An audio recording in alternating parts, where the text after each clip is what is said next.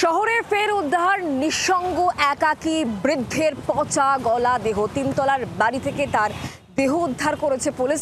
এই বৃদ্ধের সন্তানরা রয়েছেন, তবে তারা কেউই কলকাতায় থাকেন না, কর্মসূত্রে তারা বাইরে থাকেন। দেহ উদ্ধার করা হয়েছে পুলিশের তরফ থেকে। দেহ ইতিমধ্যে ময়না তদন্তের জন্য পাঠানো হয়েছে। আর গোটা ঘটনায় নেতাজিনগর থানা এলাকায় চাঞ্চল্য, বাড়িটি সিল করে দিয়েছে পুলিশ।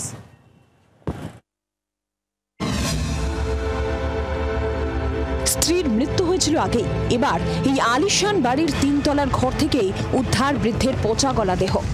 87B/2B রাজা সুবোধচন্দ্র মল্লিক রোডের এই বাড়ি পুরোটাই একজনই মালিক, তার নাম আশুতোষ দাস, যার বয়স 75 বছর। বিগত 3 থেকে 4 দিন ধরে তাকে এলাকায় দেখা যাচ্ছিল না। বাড়ি থেকে পচা গন্ধ বেরোতে দেখে স্থানীয়রা খবর দেন পুলিশে।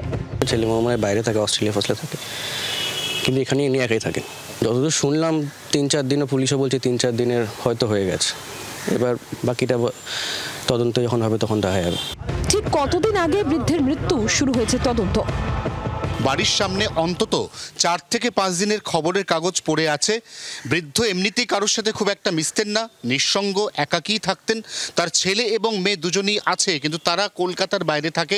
কোথায় থাকে এ সম্পর্কেও পাড়া প্রতিবেশীর কোনো স্পষ্ট বা সম্যক ধারণা নেই। দেহ উদ্ধার করে ময়না তদন্তে পাঠিয়েছে পুলিশ। এই মৃত্যু নিয়ে কোনো রহস্য রয়েছে কিনা তার তদন্ত করে দেখবে পুলিশ। তার আগে পর্যন্ত এই বাড়িতে কোনোভাবেই কেউ ঢুকে যাতে কোনো এভিডেন্স ট্যাম্পার না করতে পারে, সেজন্যই এই গোটা বাড়ি সিল করে দেওয়া হয়েছে। একাকী বৃদ্ধের মৃত্যুর পিছনে প্রমোটার রাজ তত্ত্ব উড়িয়ে দিচ্ছে না পুলিশ। শহরে প্রবীণ বৃদ্ধ বৃদ্ধাদের সহায়তার জন্য প্রণাম নামে একটি প্রকল্প চালু করেছিল কলকাতা পুলিশ, কিন্তু তারপরেও আটকানো যাচ্ছে না বিপদ। আদৌ কি সুরক্ষিত কলকাতার প্রবীণ নাগরিকেরা? অয়ন ঘোষালের রিপোর্ট, জি 24 ঘন্টা। বাংলার আওয়াজ, বাঙালির আবেগ, জি 24 ঘন্টা।